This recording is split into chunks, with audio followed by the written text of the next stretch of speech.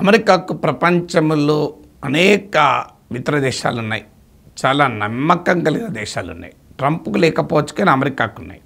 Japan, south Korea, Canada, even entire Europe, western Europe, ఇవన్నీ అమెరికాకు closest alloys.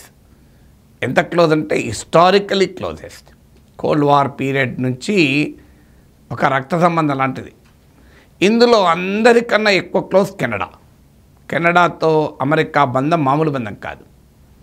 Military, security, economy ఈ రెండు అన్నీ కూడా కంప్లీట్లీ ఇంటగ్రేట్ అయి ఉంటాయి అమెరికా కెనడాకు.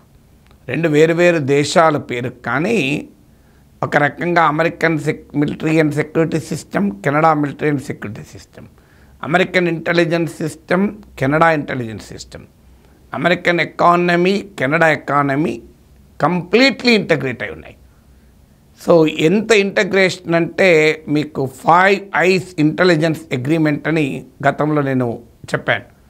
సో కెనడా ఖలిస్తాన్ వాదులకు మద్దతు ఇస్తున్న సమయంలో ఈ అంశం చెప్పాను. అమెరికా, కెనడా, ఆస్ట్రేలియా ఇలా 5 దేశాలు కలిపి 5 ఐస్ ఇంటెలిజెన్స్ అగ్రిమెంట్, 5 నేత్రాల నిఘా ఒప్పందం.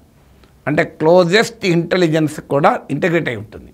అంటే American intelligence system, Canada intelligence system integrate అయి ఉంటాయి. America, Canada North Atlantic treaty ఆర్గనైజేషన్లో భాగస్వామ్య పక్షాలు, North American free trade area లాంటి ఆర్థిక ఒప్పందాల్లో కూడా ఉన్నారు. ఒక రకంగా అమెరికాకు వెళ్ళలేని వాళ్ళు కెనడాకు వెళ్ళి అమెరికాకు వెళ్ళాము అనే ఫీలింగ్ ఇవ్వటానికి నార్త్ అమెరికాలో ఉన్నాము అని చెప్పుకుంటారు. అంటే కెనడా అని చెప్పకుండా నార్త్ అమెరికా అని చెప్తారు.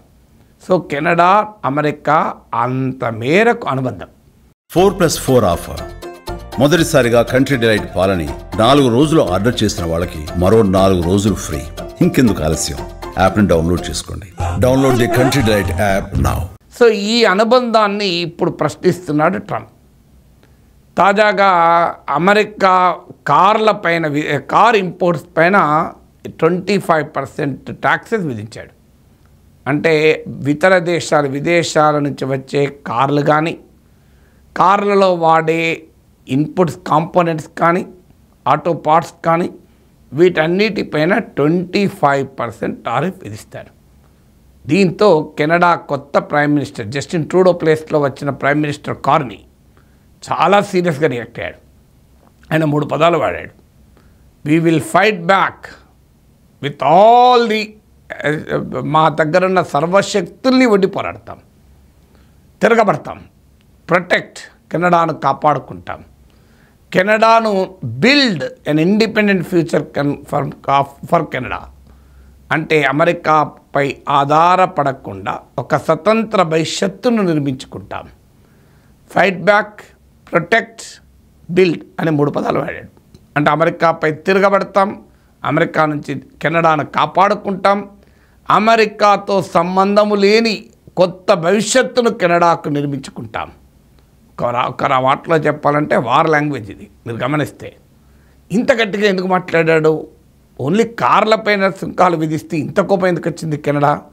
దానికి 2 కారణాలు. మొదటి కారణం కార్లదే చూద్దాం. అమెరికాకు కెనడాకు మధ్య 1965లో US Canada automotive parts sharing agreement, automotive agreement, partnership agreement అని ఒక ఒప్పందం ఉంది. US Canada automotive partnership agreement. ఈ అగ్రిమెంట్లో భాగంగా American auto industry, Canada auto industry దాదాపు ఒకే దేశంలో ఉన్న పరిశ్రమలాగా పనిచేస్తాయి. Almost like one country. ఇప్పుడు ఒక దేశంలో 2 స్టేట్స్లో ఉండొచ్చు. ఇప్పుడు ఉదాహరణకు మన దేశంలో ఒక కార్ల మ్యానుఫ్యాక్చరింగ్ అవుతుందనుకోండి. ఒక స్టేట్లో ఒక టైర్లు ఒకటి మ్యానుఫ్యాక్చర్ కావచ్చు, ఇంకో స్టేట్లో ఇంకోటి మ్యానుఫ్యాక్చర్ కావచ్చు, ఇవన్నీ కలిపి ఇంకో స్టేట్లో అసెంబుల్ చేయొచ్చు. So with in the country అలా ఇంటగ్రేట్ అయి ఉంటాయి అమెరికా కెనడా పార్ట్నర్షిప్. ఒక మాటలో చెప్పాలంటే ఏది ప్యూర్లీ అమెరికన్ కార్ లేదు, ఏది ప్యూర్లీ కెనడియన్ కార్ లేదు. ఒక కారు మ్యానుఫ్యాక్చర్ అయి బయటికి వచ్చే క్రమంలో అమెరికా నుంచి కెనడాకు, కెనడా నుంచి అమెరికాకు, మళ్ళీ అమెరికా నుంచి కెనడాకు, మళ్ళీ కెనడా నుంచి అమెరికాకు ఇలా చక్కర్లు కొడుతూనే ఉంటుంది. అంటే ఒక్కొక్క పార్ట్ ఒక దేశంలో తయారవుతుంది, ఇంకో చోట్ల ఫిట్ అవుతుంది, అక్కడ ఇంకొక పార్ట్ తయారవుతుంది, మళ్ళీ ఇక్కడ ఫిట్ అవుతుంది, ఇక్కడ ఇంకోటి ఫిట్ అవుతుంది, లాస్ట్కి అది కెనడాలోనో అమెరికాలోనో అమ్ముతారు కారు. సో అందువల్ల ఈ రంగంలో ఎక్స్పర్ట్స్ చెప్పేది ఏంటంటే you cannot tell which is original purely American car.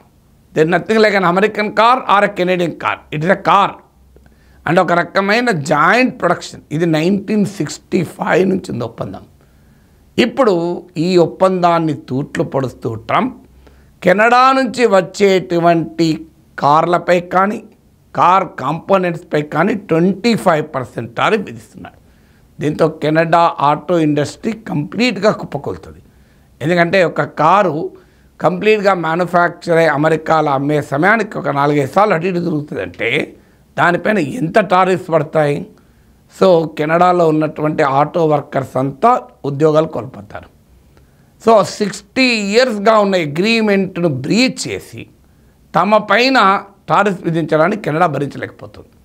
ఏదో మీకు ఇతర దేశాల కార్లపైన జపాన్, టయోటా, జర్మనీ, BMW అంటే అవి కూడా మిత్ర దేశాలు, అవి ఫ్యూరియస్ ఉన్నాయి. ఏదో లేదు మన టాటా మోటార్స్ చెందిన ల్యాండ్ రోవర్ను ఆపాడంటే అర్థం ఉన్నది.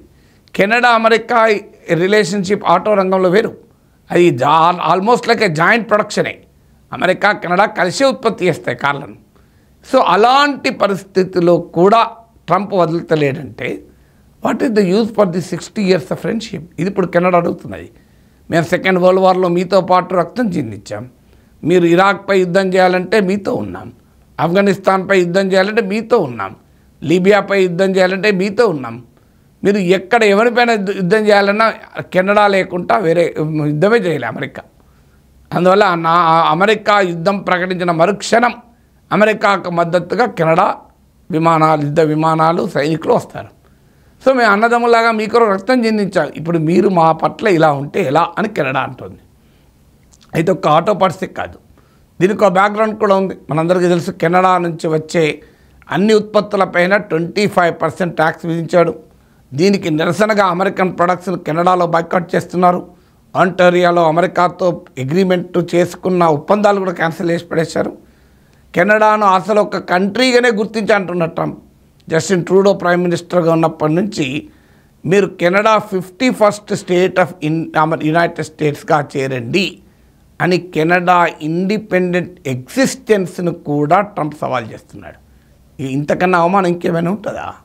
అందుకే కెనడా ప్రైమ్ మినిస్టర్ అంటున్నాడు, విల్ ఫైట్ బ్యాక్, తిరగబడతాం, విల్ ప్రొటెక్ట్, కెనడాను కాపాడుకుంటాం, will build an independent future, అమెరికాతో సంబంధం లేని స్వతంత్ర భవిష్యత్తును కెనడాకు నిర్మించుకుంటామంటూ కెనడా తిరగబడుతోంది అమెరికా వ్యవహార సరళిని చూసి.